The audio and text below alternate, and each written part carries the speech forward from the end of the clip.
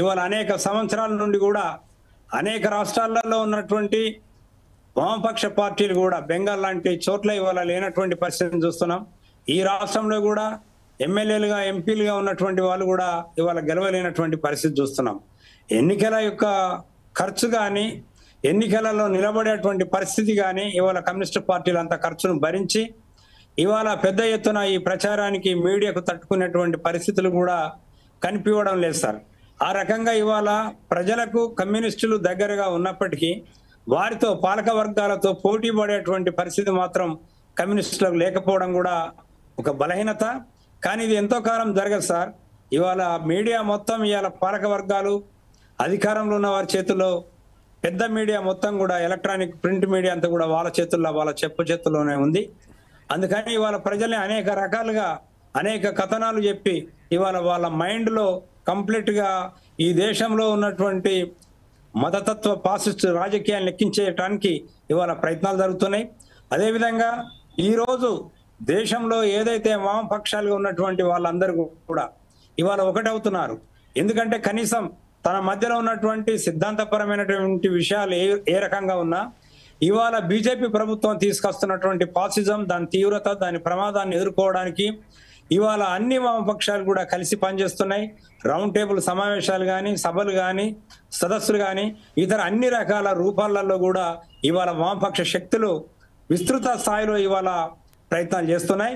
కనుక ఖచ్చితంగా ఈ విశాల ప్రజా సంఘటన ద్వారా మాత్రమే ఈ పాసిజాన్ని ఓడించగలుగుతాం.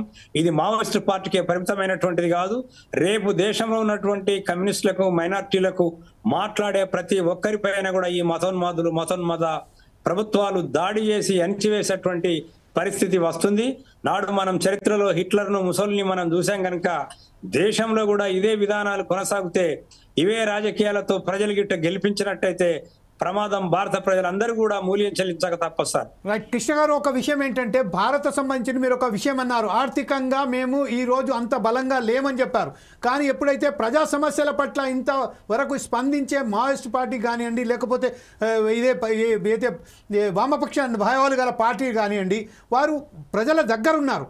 సమస్యలు వచ్చినప్పుడేమో ప్రజల వైపు ఉండి మీరు ఎప్పుడైతే పోరాటం చేస్తారో, ఈరోజు ఎన్నికలలో విఫలమవడానికి కారణం ఏంటండి? ఆర్థిక సమస్యలు అనేది కేవలం ఒక ప్రజాస్వామికమైన దేశంలో మీరు ఆర్థికంగా బలంగా లేకపోవడం వల్లనే మేము ఓడిపోతున్నాం అనేది ఎంతవరకు సమంజసం సార్?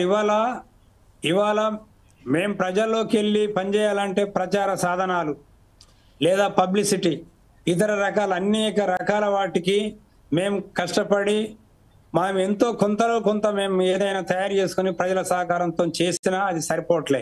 ఇవాళ పాలక వర్గాలు పెద్ద ఎత్తున డబ్బు, మద్యం, సారా, బ్రాండీ, అన్ని రకాల ప్రలోభాలు అవసరం అనుకుంటే ఓటుకు 5,000, 10,000 ఇచ్చి కూడా కొంటున్నటువంటి పరిస్థితి. ప్రజలు కూడా ఆ విధంగా తయారైపోయారు. ఇప్పుడు ఎవరు మందు పోయిస్తారు, ఎవరు డబ్బులు ఇస్తారనే రకంగానే ఇవాళ ప్రజలు ఆలోచించడం వలన ఈ పాలక వర్గాలు గెలుస్తున్నారు.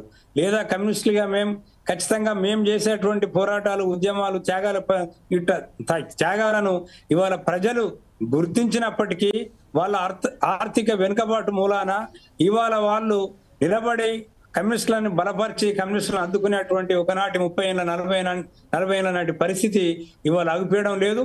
అయితే పరిస్థితులు ఎంత తీవ్రమైతే రేపు దేశంలో మరిన్ని అనేక పోరాటాలు ఉధృతమైతే, ఈ పాలక వర్గాలని ఏకాకులని చెప్పి రుజువైతే, పాలక వర్గాలు ఇచ్చినటువంటి భ్రమలు, వాగ్దానాలు అన్ని కూడా వట్టి అని చెప్పి ప్రజలు ప్రత్యక్షంగా వాళ్ళ అనుభవం ద్వారా తెలుసుకుంటే తప్ప ఇది సాధ్యం కాదు. ఎందుకంటే ఇవాళ ఎన్నికలు అనేటువంటి దాదాపు ఆర్థికంతో కూడుకున్నటువంటి సమస్య.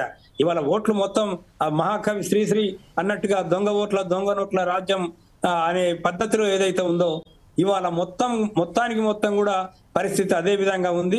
ఎన్నికలే మాకు ప్రధానం కాదు సార్.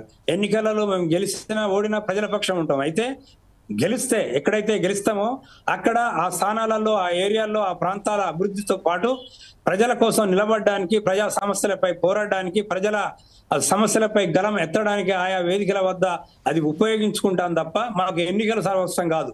ఎన్నికలు అనేటువంటి ఒక ఎత్తుగడగా మాత్రమే చూస్తున్నాం తప్ప అవి ద్వారా మాత్రమే ఈ దేశంలో విప్లవం కానీ, సోషలిజం కానీ ప్రజల సమస్యలన్నీ పరిష్కరిస్తాయని మేము భావించట్లేదు సార్.